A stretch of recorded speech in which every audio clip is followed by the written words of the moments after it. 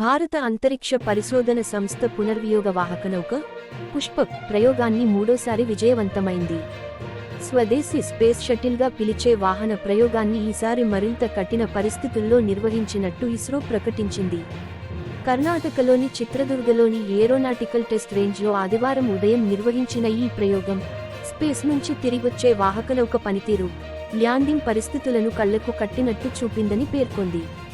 నింగిలోకి ప్రయోగించే ఉపగ్రహాల విడిభాగాలు, వాటిని తీసుకెళ్లే స్పేస్షిప్ల పునరుద్ధరణ దిశగా ఇస్రో పుష్పక్ ప్రాజెక్టును చేపట్టింది. తాజా ప్రయోగం రీయూజబుల్ లాంచ్ వెహికల్ అభివృద్ధికి అవసరమైన కీలక సాంకేతిక పరిజ్ఞానాన్ని పొందడంలో ఇస్రో నైపుణ్యాన్ని మరోసారి చాటి చెప్పింది.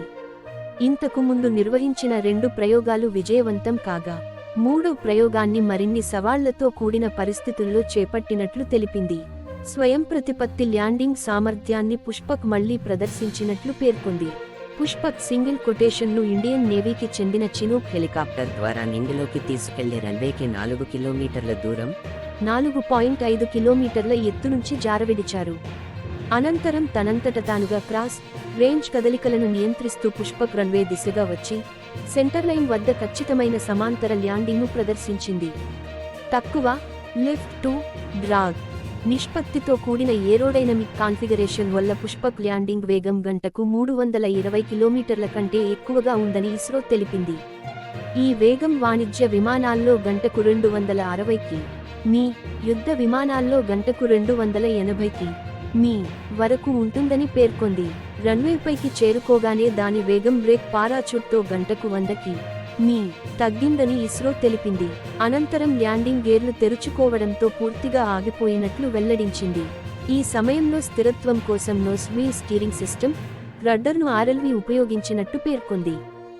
LEX-02 ప్రయోగంలో ఉపయోగించిన వ్యవస్థల్లో ఎలాంటి మార్పులు చేయకుండా తాజా ప్రయోగంలో వినియోగించినట్టు తెలిపింది.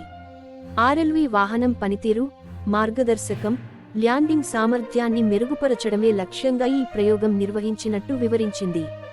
ఆర్వీఎల్ను తొలిసారి 2016లో బంగాళాఖాతం తీరంలో వర్చువల్ రన్వేపై విజయవంతంగా ఇస్రో పరీక్షించింది. తర్వాత ఈ ఏడాది మార్చిలోనే 2వ ప్రయోగం చేపట్టింది. ఈ రెండింటికి భిన్నంగా ఈసారి సంక్లిష్ట వాతావరణంలో ప్రయోగాన్ని చేపట్టి విజయవంతం చేసింది. కాగా ఇది కక్షలో ఉన్న ఉపగ్రహాలకు ఇంధనం నింపడం లేదా పునర్నిర్మాణం కోసం కక్ష నుంచి ఉపగ్రహాలను తిరిగి తీసుకురావడం వంటివి చేస్తుంది. అంతేకాదు, భారతదేశం అంతరిక్ష వ్యర్థాలను తగ్గించడానికి ప్రయత్నిస్తుంది.